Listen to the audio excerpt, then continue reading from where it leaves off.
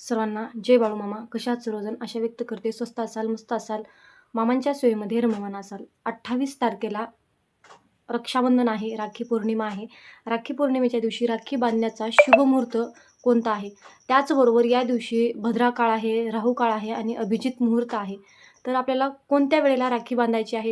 रक्षाबंधनच्या दिवशी चंद्रग्रहणसुद्धा आहे. तर भावाला राखी बांधण्याचा शुभ मुहूर्त कोणता? आणि जे चंद्रग्रहण आहे त्याचे आपल्यावर कुठले साईड इफेक्ट होणार आहेत, कुठले परिणाम होणार आहेत, हे ग्रहण पाळायचं आहे की नाही, हे सुद्धा तुम्हाला आजच्या व्हिडिओमध्ये मी सांगणार आहे. त्यासाठी व्हिडिओ कृपया करून शेवटपर्यंत नक्की बघा.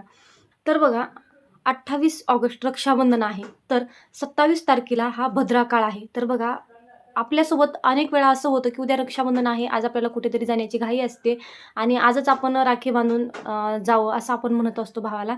तर आपल्याला 27 तारखेला पूर्ण दिवस हा भद्रा काळ आहे. जर तुम्ही या दिवशी राखी बांधली तर तुमच्या भावाच्या पाठीमागे कुठले तरी अशुभ असे संकट आल्याशिवाय राहणार नाहीत. आणि याचं खूप सुंदर अशा कथासुद्धा आहेत. म्हणून कुठंतरी अध्यात्मावर विश्वास ठेवा.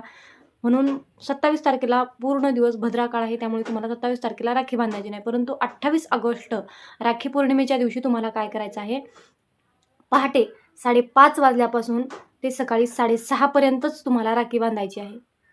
त्यानंतर 8 वाजल्यापासून ते 9:15 पर्यंत तुम्हाला राखी बांधायची आहे. आणि त्याच्यानंतर दुपारी जे आहे तो राहू काळ आहे. 9:15 वाजल्यापासून दुपारी 12:30 वाजेपर्यंत असा हा राहू काळ आहे. राहू काळामध्ये तुम्ही कसल्याही प्रकारचं राखी बांधू नका. कसल्याही प्रकारचे शुभ कामं करण्याचा सुद्धा तुम्ही निर्णय घेऊ नका.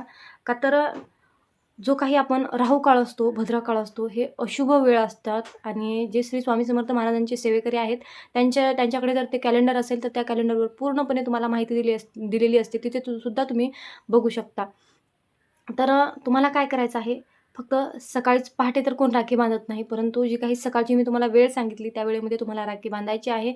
आणि त्यानंतर पूर्ण दिवस तुम्हाला राखी बांधायची नाही. आणि त्याच्यानंतर तुम्हाला 4:30 वाजल्यापासून तुम्हाला राखी बांधायची आहे. 4:30 वाजल्यापासून पुढे तुम्ही 1 दिवस, 2 दिवस, 3 दिवस, 4 दिवस, असा 7-8 दिवसाचा हा सण असतो.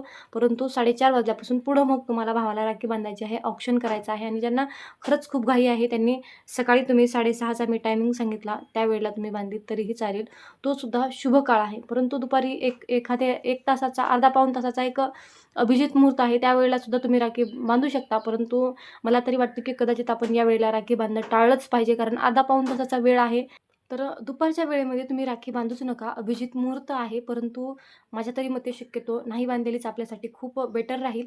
म्हणून तुम्हाला काय करायचं आहे? फक्त सकाळी तुम्हाला 6:30 वाजल्यापासून 9:15 पर्यंत तुम्हाला राखी बांधायची आहे. आणि त्यानंतर 4:30 वाजल्यापासून पुढे तुम्ही कधीही राखी बांधू शकता. राहिला विषय चंद्रग्रहणाचा. तर चंद्रग्रहण हे म्हणजे गर्भवती स्त्रियांनी कुठले नियम पाळावे, किंवा लहान मुलांसाठी काय नियम आहेत, वृद्ध व्यक्तींसाठी, आजारी व्यक्तींसाठी काय वेद पाळायचे आहेत, अशा खूप साऱ्या कमेंट येत होत्या. परंतु त्यावर मला तुम्हाला एक सांगायचं आहे की जे हे चंद्रग्रहण आहे, हे सर्वात महत्त्वाचा मुद्दा हे आपल्या भारतामध्ये दिसणार नाही. हे चंद्रग्रहण युरोप, आशिया, उत्तर अमेरिका या खंडामध्ये दिसणार आहे. अरबी समुद्र या खंडामध्ये, या भागामध्ये दिसणार आहे. म्हणून आपल्याला याचा कसल्याही प्रकारचा आपल्या भारतीयावर साईड इफेक्ट होणार नाही. त्यामुळे हे चंद्रग्रहण गर्भवती स्त्रियांनी, आजारी व्यक्तींनी, लहान मुलांनी पाळण्याची, कुठलीही वेद पाळण्याची गरज नाही. परंतु हो, ज्या गर्भवती स्त्रिया आहेत त्यांनी या चंद्रग्रहणाच्या काळामध्ये शक्य तेवढं, जमल तेवढं तुम्हाला देवाचं नामस्मरण करायचं आहे, देवाच्या स्मरणात राहायचं आहे. तर राखी कधी बांधायची आणि याचे नियम काय आहेत, काय नाही, हे सगळं तुम्हाला समजलं असेल. परंतु पहिली राखी कुणाला बांधावी, पहिल्या राखीचा मान हा कुणाला द्यावा, यावर एक सविस्तरपणे व्हिडिओ येणार आहे. त्यासाठी आपल्या चॅनलला सबस्क्राईब करा आणि जास्तीत जास्त भक्तांपर्यंत हा व्हिडिओ शेअर करा. अशा प्रकारचे व्हिडिओ तुम्हाला पाहायला आवडतील की नाही हे सुद्धा मला कमेंट करून नक्की सांगा. मग जय बाळूमामा आणि श्री स्वामी समर्थ.